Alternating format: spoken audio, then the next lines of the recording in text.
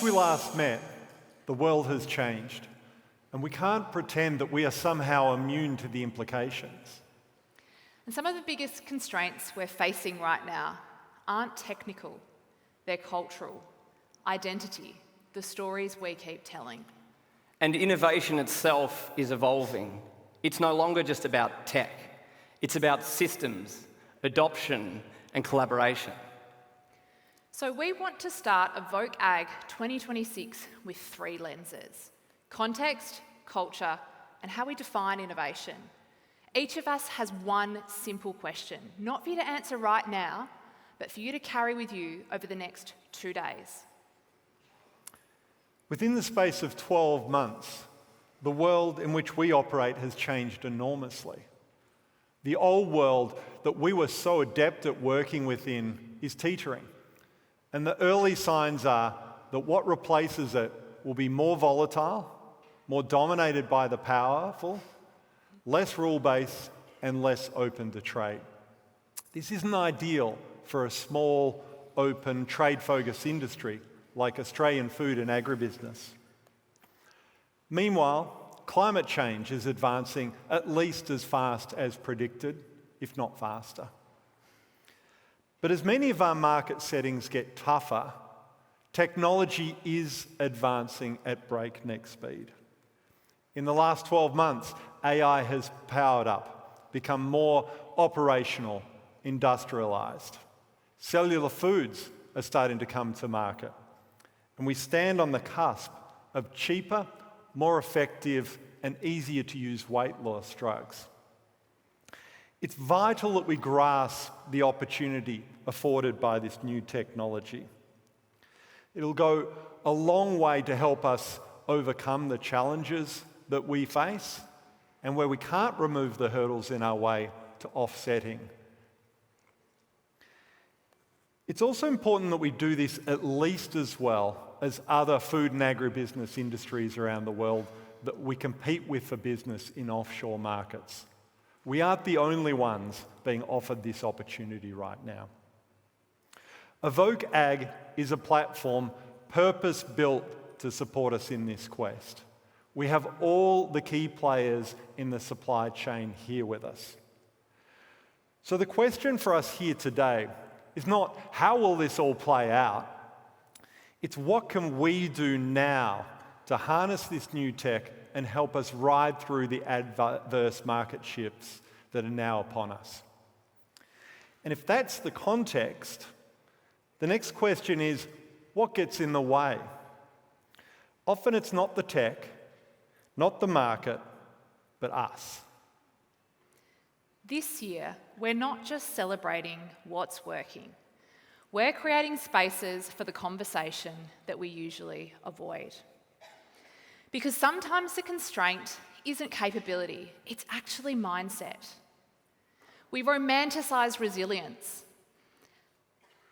and it stops us honestly talking about failure. We pitch shiny tech, and then we go looking for the problems it might solve. We tell ourselves to stay positive, and the hard stuff goes underground.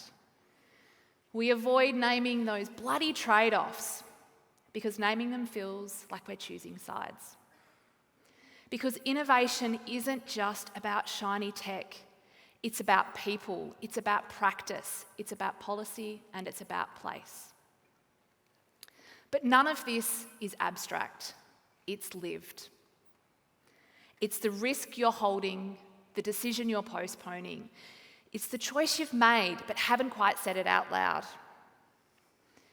In some regions now, trust is fraying. With institutions, with research, with government, with each other. And without trust, no solution, technical or otherwise, actually sticks. So here's the invitation. You do not need to be performative here. You don't have to have the answer, heck, not even an answer. You just need to have your strong views loosely held. Say the quiet things loudly, speak the unspoken.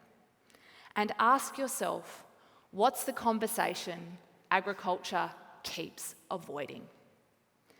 And if we're willing to be honest about that, then finally we can widen what we mean by innovation. The other day I drove through my uncle's front gates. The paddocks are bare. It's their third dry season in a row and the dams are all but dried up. They were drilling for groundwater that may or may not be there. And in that moment, I wasn't thinking about innovation as this buzzword. I was thinking about the pressure. Because in agriculture, pressure isn't a privilege. It's the operating environment. And when you're under that kind of pressure, you're not looking for something flashy. You're looking for something that works, something practical, and something that gives you a better way forward. That's why innovation in agriculture has always come from every vantage point.